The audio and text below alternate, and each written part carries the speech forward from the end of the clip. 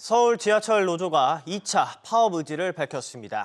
대규모 인력 감축을 추진하려는 회사에 여전히 반발하고 있는 모습인데요. 오서영 기자와 국내 경제 소식들 자세히 알아보겠습니다.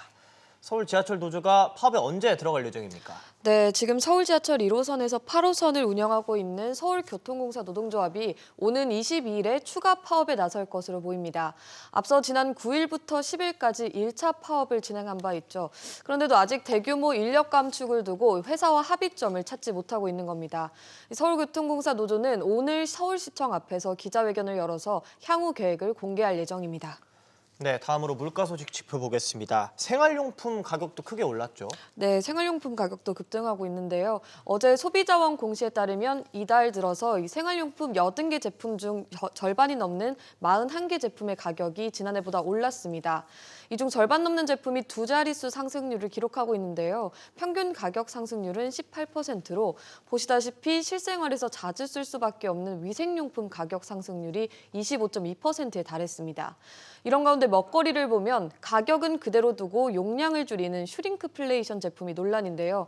이를 두고 추경호 경제부총리도 직접 나서서 이를 저격했습니다. 들어보시죠. 네.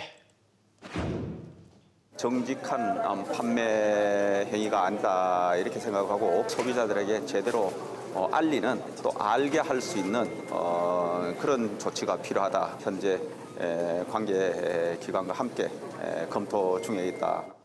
네, 추 부총리는 이 경우 제품 불신을 키울 수 있다고 특히 강조했습니다. 네, 기업 얘기를 좀 더 이어가 보겠습니다. 삼성전자의 재고자산이 크게 늘어난 것으로 나타났죠? 네, 재고자산 현황을 좀 보면요. 올해 3분기 삼성전자 반도체 재고자산이 늘었습니다. 삼성에 따르면 올해 9월 말 기준 삼성전자의 재고자산은 전체 약 55조 2천억 원으로 지난해 말 약 52조 1천억 원보다 3조 원 넘게 증가했는데요.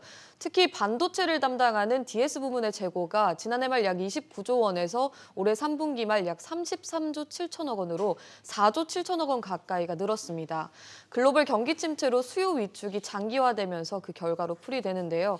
이 가운데 삼성전자는 이번 3분기에 네덜란드 반도체 장비 업체인 ASML 지분 일부를 추가로 매각하면서 현금을 확보하고 나섰습니다. 약 1조 3천억 원에 해당하는 매각 규모인데요. 반도체 투자 재원을 확보하기 위한 차원으로 보입니다. 알겠습니다. 마지막으로 부동산 소식 보겠습니다. 주택을 사고 판 통계가 나왔죠? 네, 어제 통계청 결과가 발표됐는데요. 이 발표에 따르면 지난해 한 채 이상의 집을 사들인 사람은 96만 2천 명으로 집계됐습니다. 이 중에서 두 채 이상을 구입한 사람만 4만 5천 명인데요. 다만 이 같은 기간 65만 명은 주택을 팔았습니다. 다주택자 비중도 보면 지난해 14.9%로 집계됐는데 지난 2019년에 15.9%를 기록한 뒤 매년 하락세를 보이고 있습니다. 어제 통계청 결과에 따르면 이 주택 소유 가구의 평균 주택 가격은 3억 1,500만 원으로 집계됐습니다. 네, 잘 들었습니다.